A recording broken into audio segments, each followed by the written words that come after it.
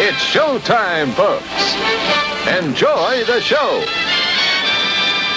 And a fine Saturday matinee to you all. It's me, it's Pete, and I'm here alone by myself.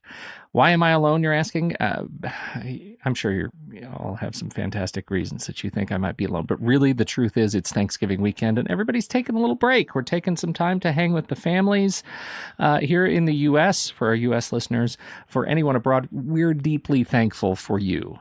This has been an awesome opportunity for us to think about just how terrific it is to be able to do this show, to be enabled to do this show with listener support. So thank you very much for all that you do to help us continue to make this show and all the other shows in the Next Real family. So in the spirit of the Saturday Matinee, we are technically now going to be behind a list. We talked about Once Upon a Time in America last week. We have a whole list the guys came up with last week. We were supposed to do that this week, so that means next week we're going to have the list on Once Upon a Time in America. And that's right, it's a Sat Mat twofer, a second list. So we need your help. A second vote is due. That is, of course, we're kicking off our movies and our remakes. Movies and Their Remakes series for 2018. We're starting with 1968's The Thomas Crown Affair, starring Stephen King and I can't talk this fine Saturday matinee morning, starring Stephen Queen and Faye Dunaway. And it's got some it's pretty iconic sequences in there. The first is, this is what we were thinking. Sexy board games.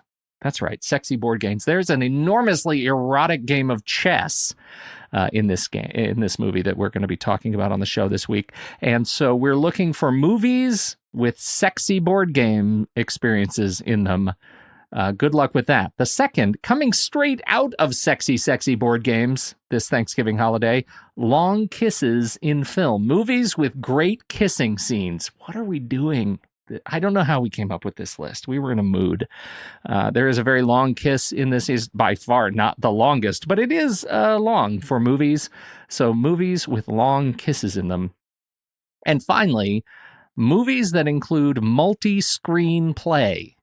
And that also sounds really sexy, but I mean it not in the sexy way. Movies that include multi-screen play, we're talking about any film that actually moves the plot or the narrative forward by showing multiple screens, multiple perspectives on screen at the same time. So different angles, different locations, whatever. This movie, Thomas Crown Affair, actually does the yeoman's work of moving the heist forward in particular through multiple screens. We talk all about that on the show this week. So hopefully look forward to learning a little something about that. I know we both learned, Andy and I both learned a lot.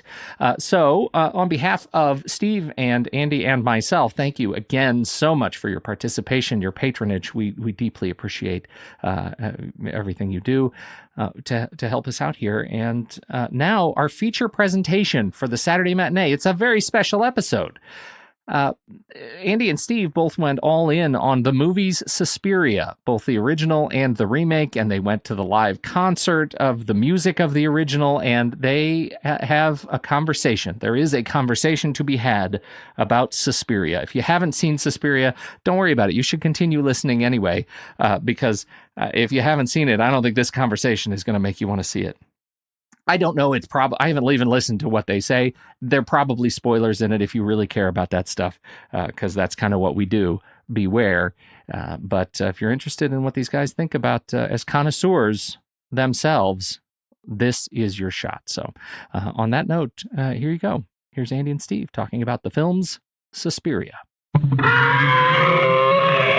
Well, hey, Steve. Hey, Andy. This is a special episode that we thought we would do to talk about Susperias. Yeah, Can I say it that way? Susperias? Sure. And I love that we get to do these special things like this. And I'm going to throw down the gauntlet and challenge the rest of the team. Nobody ever does fun things like this. They never we're Tommy and JJ did. Did they do something? They did the special episode about. I can't remember what it was, but it was movies like they're mind bender things.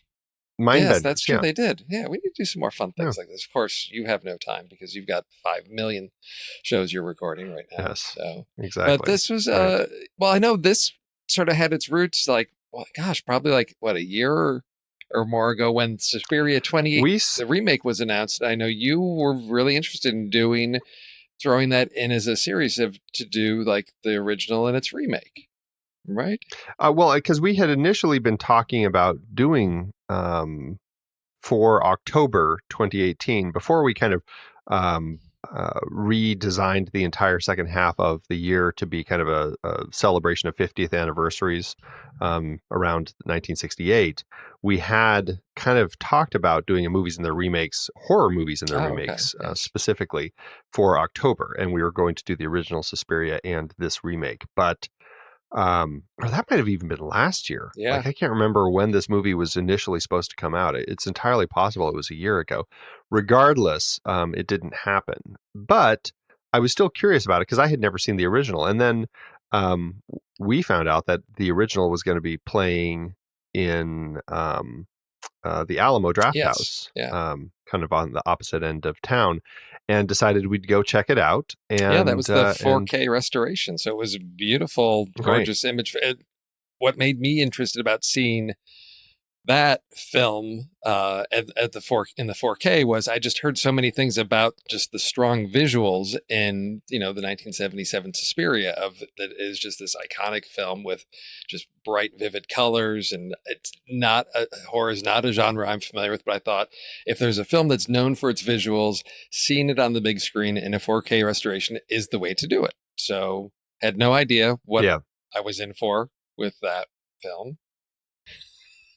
This is, of course, Dario Argento's 1977 kind of Italian horror film, kind of a supernatural thing. And it's Italian, but it's, it's in English. It's one of those sorts of Italian movies where they don't record sound and then they fill in whatever audio they want to later. And this is it's a really interesting film about this ballet student played by Jessica Harper who comes to this dance academy in Germany, but then there are these murders and just things are getting crazy with her life, and like she's just sensing all this weirdness going on.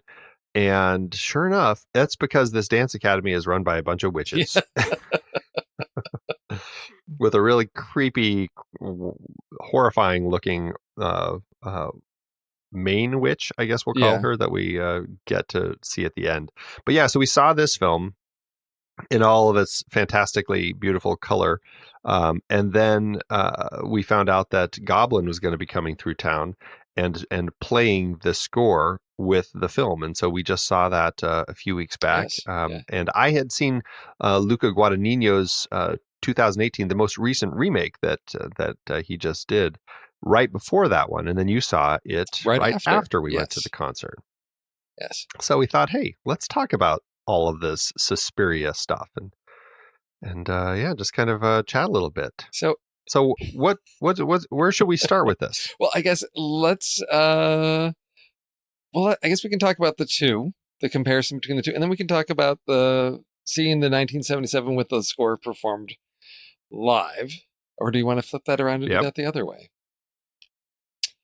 I mean, I think let's just compare the two films for start. Yeah, I think there's a little bit more to discuss there. See, the reason I chose to view them in the sequence that I did was, to see the live, and then I wanted to see them sort of in order, in my opinion, of what everybody that was involved in 2018, if they sat down and watched the 1977 one and said, okay, we're remaking this, or we're doing a film that's inspired by this because there's such a difference in when you have a film that you're starting to adapt or remake that is, 90 minutes in length, and then you end up with a movie that is 2.5 hours.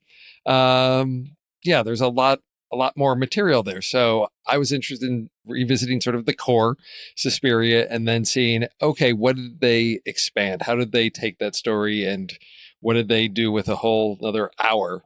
of story. So that's sort of the reason I chose to go that route, is to start with the basic foundation and then see the expanded, inspired version. Well, so Yeah. then let's just talk about the Yeah. original film first. I mean, what's your sense of that one? Do you feel like it holds up? I mean, we've seen it twice now Yeah. together. Just the way that it kind of plays out, does it work? Is there, and I guess a big question is there more to it than just kind of the mood? Because that, I mean, that's really what people talk about, is Right. just kind of the colors and the tone and everything. But is there really more to this? Or is it just kind of a moody, kind of a wacky horror movie? Yeah, it's a moody, wacky horror movie. The first time going in, I just let myself sort of have this movie just wash over me because I had no idea what I was expecting.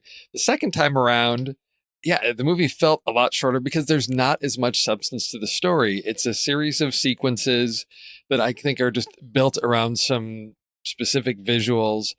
There's not a lot of plot to pull things through. Why are things happening? We just know there's unusual things happening, and it's almost like we need to set this up, so we need this to happen so we can get to this cool thing that we want to do. There's a concept of something interesting. So, for example, one that always troubled me, I couldn't figure out why it was happening. There's the scene where the setup is, the food up in the attic or whatever has gone bad, and maggots are raining down into the girls' rooms. So then we have to then move everybody into the big room where everybody's going to sleep as they're, cleaning out the attic and all of that. And it's great because then you've got, they put up big like curtained walls, and you can do some cool things with light, and that had a certain visual appeal to it. But the only way to do that was we had to have a reason. And so I don't know why the maggots, I mean, again, that's something that's disturbing and weird, but I thought there's no logic to sort of the setup for me. And that's what I struggled with, is there's not a lot of logic to things. Not a lot of explanation to things. It's just things that happen so we can have cool visual things going on. Yeah, and that's kind of my sense of the original film. It's a really interesting film to watch. There's just a lot of creepy visuals. Yeah. But if you look at it just like for the foundation of the story, I end up feeling like there's not a lot there. Yes. It's just a lot of it just feels like it's creepy for creepiness' sake. I agree, and it does it well. There are sequences. Absolutely, yeah. I still think work really, really well, which to me made it sort of ripe for a remake. Is there a way to keep some of the great visual style of this film and flesh it out into a more developed story? Because I think there's interesting potential in that original one, and there's iconic sequences that I just love.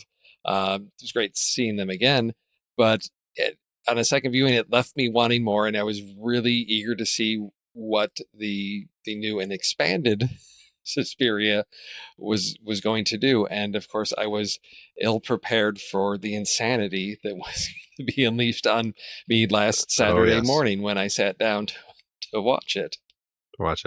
Well, before we jump into that one, though, I do just want to emphasize again just the way that the look of Argento's film was put together. I mean, everything is just incredible colors. I mean, and that was something that he and his cinematographer, I think it was Luciano Tovoli, really worked to kind of create this color just this film full of amazing colors all through.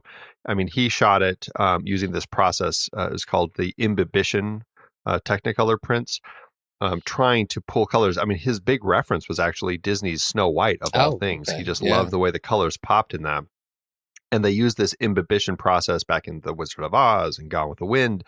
It's this way to make your colors really vivid through the emulsion-based print, and shooting it on Technicolor. It was actually one of the last films processed in Technicolor, and it was shot on one of the last Technicolor 3-strip cameras that was in Europe. So I mean, he was very, very particular about getting the film to look the way that it did, which I think is an important thing to think about when looking at this film, because that aspect of the film is so important. And as we move our conversation into Luca's homage to it, I think that some of that conversation is worth also kind of a comparison to see how that film ended up.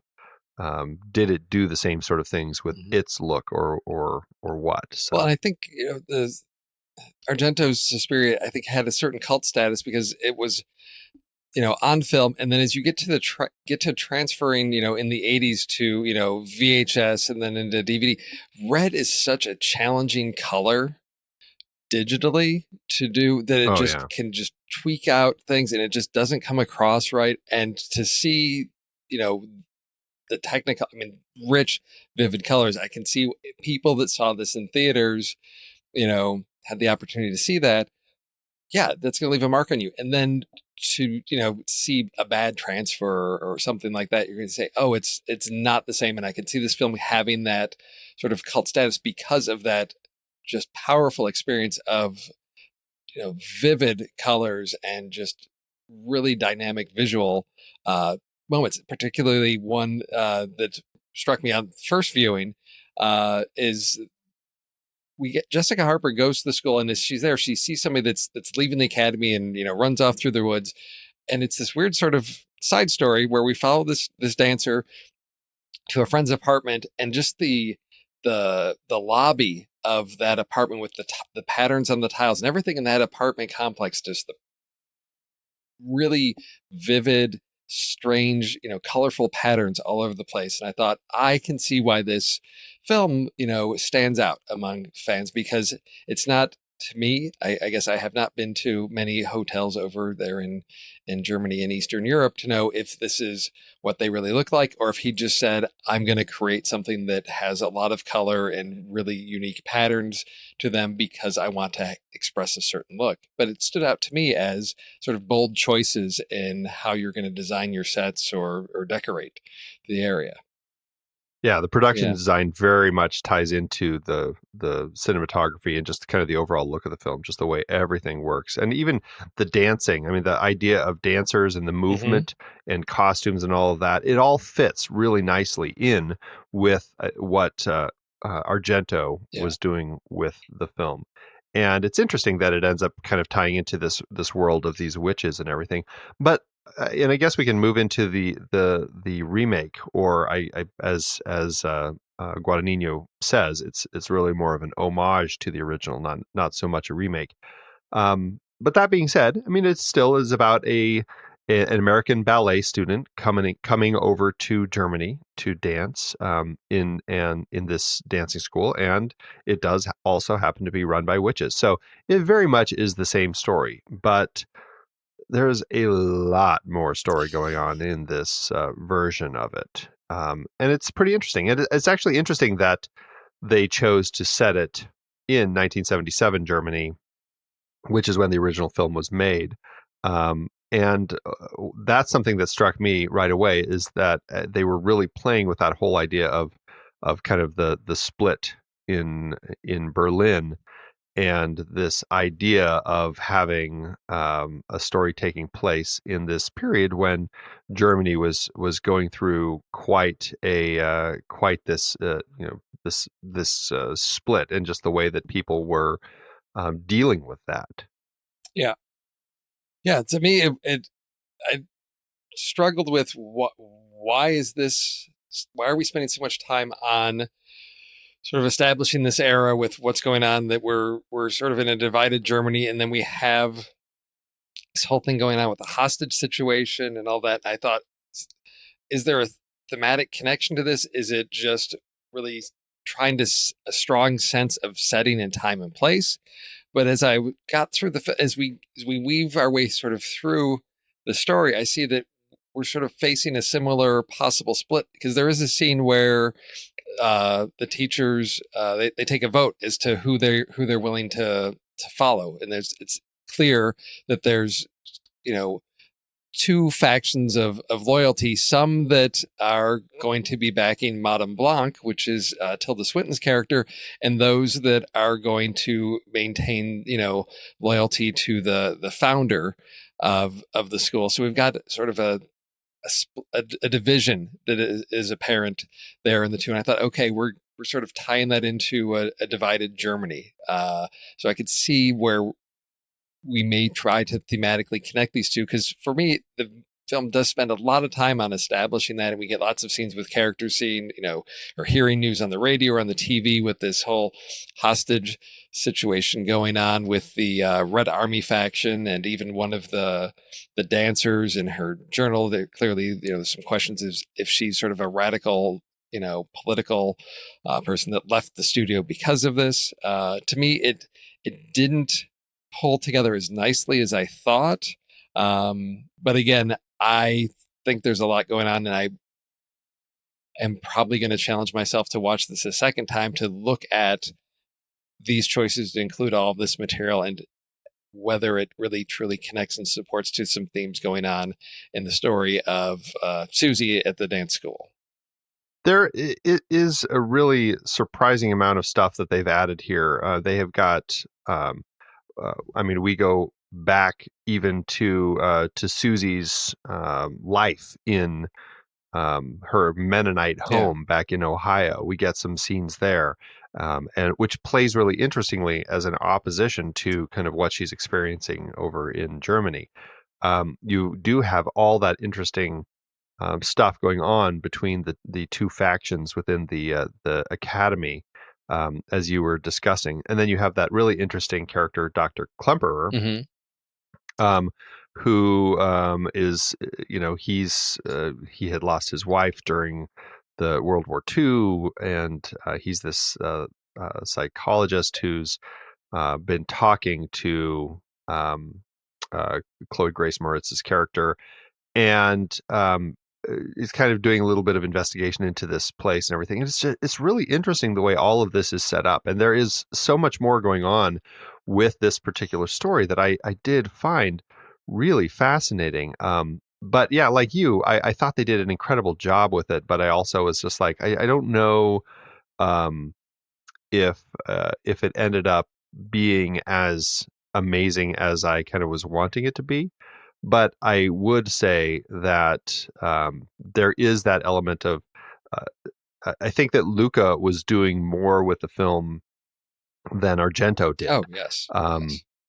Both in context of the themes, the femininity, the just all the stuff going on with kind of this post-war Germany, and there's a lot of duality going on throughout between the good and the bad, and the witches and the normal people and everything.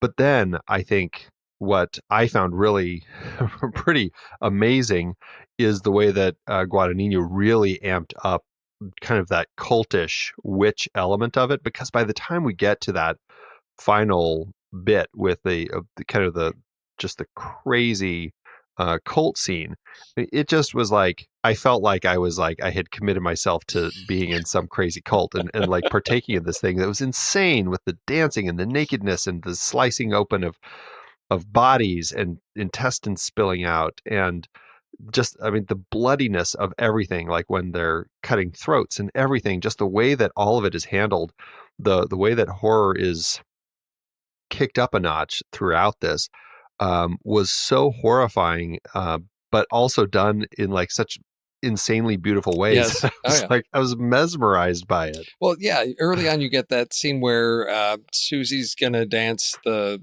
solo or whatever, and so she's doing that in the dance studio, and then beneath that we have Olga, who has had some, for whatever reason she's deciding to leave, and she ends up in the other sort of dance room beneath that, and the dance that Susie's doing is like physically twisting and throwing Olga's body around the room. And so we've got the beauty of the dance on top, and then beneath the surface, just, oh my gosh, the most brutally graphic, like pretzeling of a human body that I have ever seen. And that just really sort of set the tone for me of the, as you said, the duality of this film, that just some amazingly beautiful dance sequences, but just some otherwise just brutal is the only way I can think of it, of the physicality of everything, whether it's, we've got broken legs,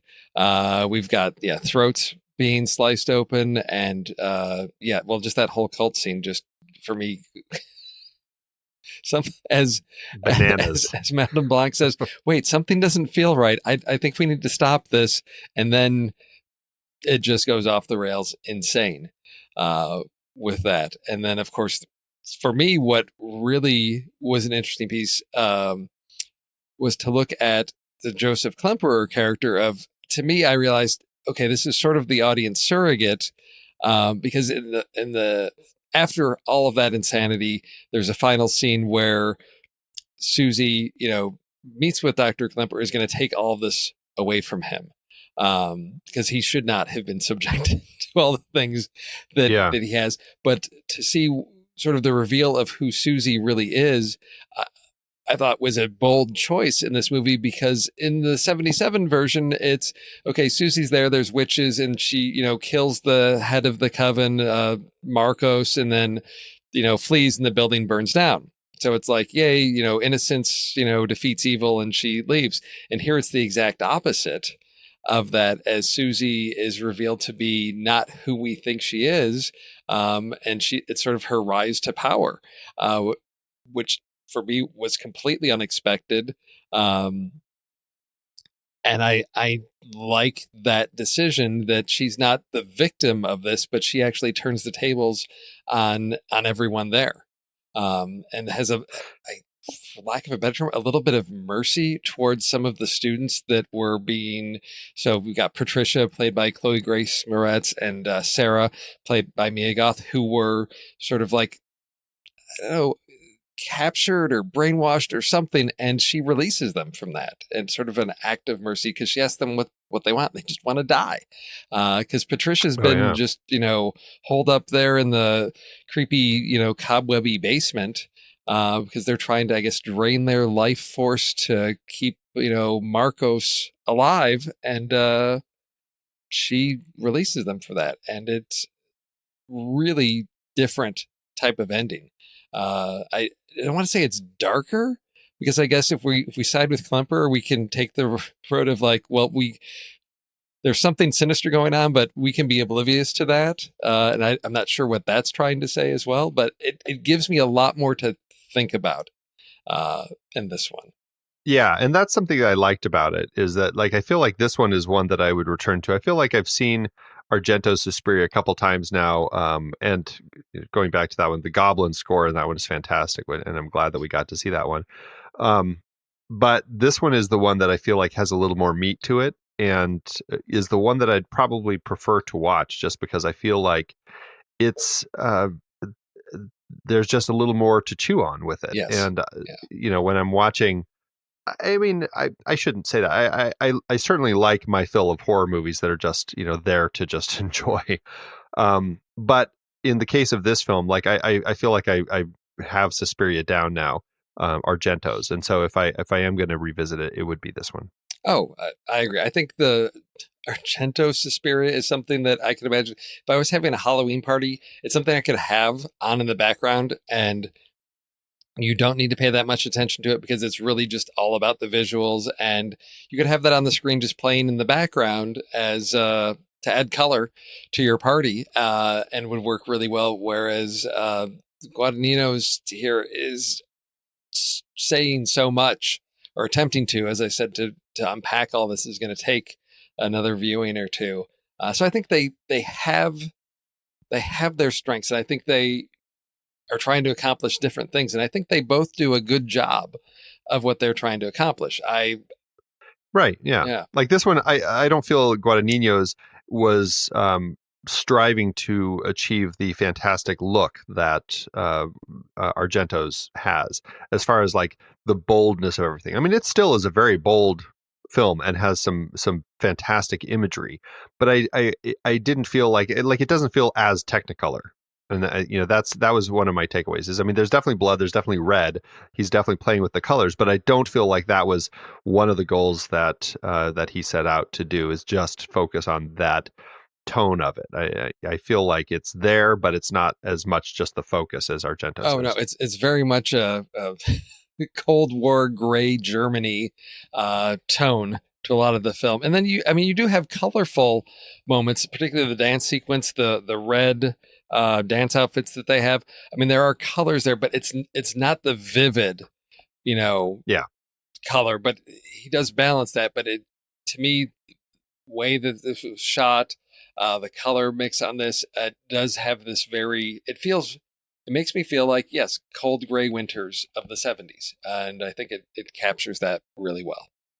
Yeah, Yeah, very much. But I agree that the score for this one was Tom York from Radiohead, and it works really well. See, Goblin's score for me stuck with me after that. Yeah. This one worked. York's works in context of the film, but it's not something that I walked out with at all. Right. Yes. Yeah. So it was. And that was, I think, why it was so fun to see Goblin performing it. One, it's like, a 41-year-old movie. It just, seeing these kind of older people just performing was really fun to watch. But it's a great score, and just yes, just all that whispery sound and everything. It's still so creepy, and it works so well. So yeah, it was really a joy to see that. It's the first time I've seen something like this, so it was interesting to see. There's the screen. They're sitting at their instruments, and then I could sort of see out of the bottom of my eye. Oh, they're picking up their instruments. Okay, we're going to get into this sequence here, and then it's going to kick in. So yeah, it was nice to see what that looks like as far as musicians scoring something, because it's not something I'm really conscious of as I'm watching a movie. So it gave me sort of a little behind the scenes look of that scoring, what that looks like for those musicians. And it was great to just hear it really full sound over there at the Marquee Theater. Yeah, it was great. And then they gave us a little treat after that too. Yeah, we got to hear a wide variety of tracks from a bunch of their other movies that they had scored, which was really great to see, because I realized I had not seen any of those films as I was watching, but they all looked really interesting, and certainly they fit that tone of the kind of the Italian horror and all of the stuff, that just kind of that whole vibe. I mean, I'm trying to remember what there was. There was Tenebra. We saw Phenomena. There was. I think they played a track from Dawn of the Dead, which was fun to see. The whole, they did the whole trilogy, didn't they? Yeah, I think so. Yeah, they did a whole bunch of that as well. There was like Demons, a bunch of interesting tracks, and it was just fun to see them bringing all of that stuff to life. It was pretty great. Oh yeah, that was a great experience. It was a great way to see, the Argento Susperia, and then a little treat of some bonus tracks. And Claudio Simonetti still has it up there dancing around his keyboards. And then he had that weird, he had this weird like curved keyboard. It was just interesting to see the instruments being played there as well. So that was for the longest time, I was convinced it was just like a stool or a stand of some sort, but it was one of his crazy instruments. It was neat. It was a really great experience, and definitely I had never seen a composer or band perform a live score before to a film either, and so it was great to see, and it certainly is something I'd love to check out more often. Oh yeah, we'll have to keep our eyes tuned to see what other. It seems like there's more of that type of thing happening, where you'll get, maybe not to the whole movie, but I know there are times where it's like, oh, come see, I think usually around the holidays, I think it's here in Phoenix, they might be doing like scenes from Harry Potter or music from Harry Potter with, scenes from the movie. But maybe someday we'll start to get more full-on scores of movies more of this like sort. that. Yeah, exactly. That's a fun thing to do.